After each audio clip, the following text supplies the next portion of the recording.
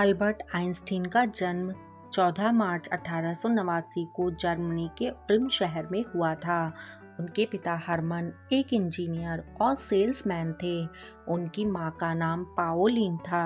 हालांकि आइंस्टीन को शुरू में बोलने में कठिनाई होती थी, लेकिन वे पढ़ाई में ज़्यादा अच्छे नहीं थे। उनकी लैंग्वेज जर्मन थी। बाद में उन्होंने इतालवी और अंग्रेजी भी सीखी। कई खोजें, कई पुरस्कार लेने, इसमें सन 1921 में नोबेल भी शामिल था। और इतिहास में शुमार होने के बाद 18 अप्रैल 1955 को अमेरिका के प्रिंसटन में आइंस्टीन का निधन हो गया। आइंस्टीन का बचपन तंगहाली में बीता। माँ घर घर जाकर काम करती थी। बचपन में अल्बर्ट ने माँ को टीचर का दिया हुआ एक लेटर थमाते हुए कहा कि टीचर ने यह पत्र आपको देने के लिए कहा है।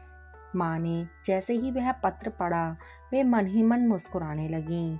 माँ को मुस्कुराता देख बेटे ने खुशी का कारण पूछा, तो माँ ने बड़े प्यार से बेटे के सिर पर अपनी ममता भरा हाथ फेरते हुए कहा, बेटा, इसमें लिखा है कि आपका बेटा क्लास में सबसे होशियार है और हमारे पास ऐसे टीचर नहीं हैं जो आपके बच्चे को पढ़ा सकें।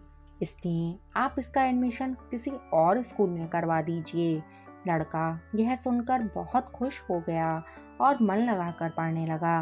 माँ ने बेटे का एडमिशन दूसरे स्कूल में करवा दिया। अल्बर्ट को तो कुछ और ही बनना था। वे Albert Einstein the greatest scientist हो गए। वक्त गुजरता गया और एक दिन अल्बर्ट की माँ का भी निधन हो गया। माँ के जाने के बाद जब एक दिन आइंस्टीन ने माँ की अलमारी खोली तो पाया उसमें उनके टीचर का लिखा हुआ वही पत्र था जो उन्होंने कभी उस छोटे से बच्चे को उसकी माँ को देने के लिए कहा था। आइंस्टीन ने पत्र खोला और पढ़ने लगे। उसमें लिखा था, आपको हमें यह बताते हुए बहुत दुख है कि आपका बेटा पढ़ाई लिखाई में बहुत कमज़ोर है। जिस तरह से उसकी उम्र बढ़ रही है, उस तरह से उसकी बुद्धि का विकास नहीं हो रहा।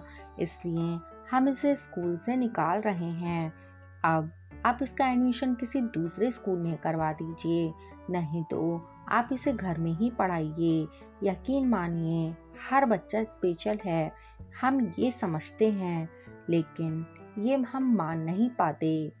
आइंस्टीन विलक्षण थे।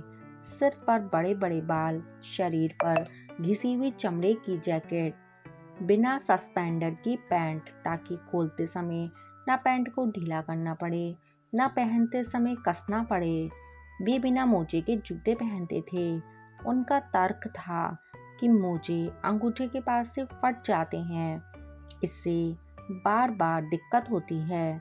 आइंस्टीन 10 घंटे सोते थे। वे कहते थे, इससे कम सोने में कंफर्ट फील नहीं होता। एक्सपर्ट्स का मानना है कि सोने के दौरान आपका दिमाग काफ़ी सारी चीज़ों की जमावट करता है। संभवतः आइंस्टीन के सिद्धांत, थ्योरम्स इसी वजह से बने हों, लेकिन इस बारे में कुछ पुख्ता सबूत नहीं है। आइंस्टीन ने 1933 में जर्मनी छोड़ दी थी। इस दौरान उनके देश जर्मनी में नाजीवाद बढ़ रहा था और हिटलर यहूदियों पर जुल्म ढाने में कोई कसर नहीं छोड़ रहा था। जर्मनी के बाद आइंस्टीन ने अमेरिका में शरण ली। अब बात आइंस्टीन के खुशी के फॉर्मूले की करते हैं। सन 2017 में यह फॉर्मूला यरूशलेम में नीलामी में 10 करोड़ 23 लाख रुपए में बिका था। यह नोट आइंस्टीन ने 1922 में टोक्यो में एक वेटर को बतौर टिप दिया था। आइंस्टीन को जब पता चला कि उन्हें नोबेल मिलने वाला है, तो उस समय वे जापान में थे। उन्हें कुछ देर पहले ही बताया गया था कि उन्हें नोबेल पुरस्कार मिलने वाला है। ये संदेश उन तक पहुंचाने वाले को आइंस्टीन ने एक नोट भेंट किया और कहा, भविष्य में ये कागज का टुकड़ा बेशकीमती हो सकता है। उन्होंने अपने नोट में लिखा था कि जीवन में मंजिल हासिल करने के बाद भी खुशी मिल जाए, इसकी कोई गारंटी नहीं है। आइंस्टीन जापान में लेक्चर देने गए हुए थे। जब कुरियर उनके कमरे में संदेश लेकर आया तो उनके पास उसे बतौर इनाम देने के लिए कैश नहीं था। इसी वजह से उन्होंने संदेशवाहक को टोक्यो के इम्पीरियल होटल के पैड पर लिखा नोट दे दिया।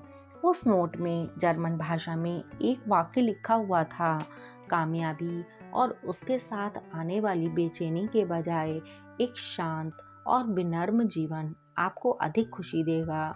करीब इसी दौरान एक दूसरे नोट में उन्होंने लिखा, जहाँ चाहा वहाँ रहा। ये नोट करीब 2 करोड़ रुपए में नीलाम हुआ।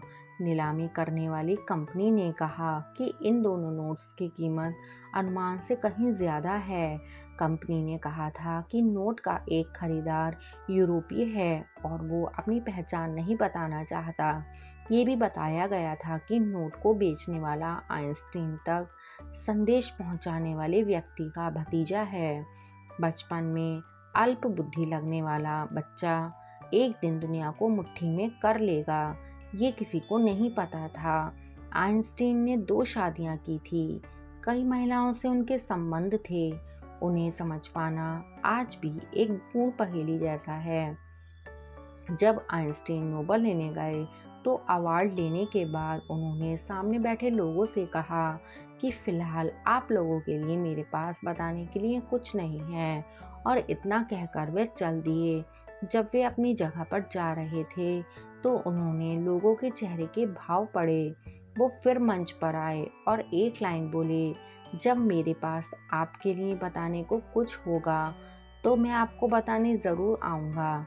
इतना कहकर वो फिर अपनी जगह पर चले गए। तो मित्रों, अगर अल्बर्ट आइंस्टीन के बारे में यह जानकारी आपको पसंद आई हो तो वीडियो को लाइक करना, शेयर करना और मेरे चैनल को सब्सक्राइब कर देना।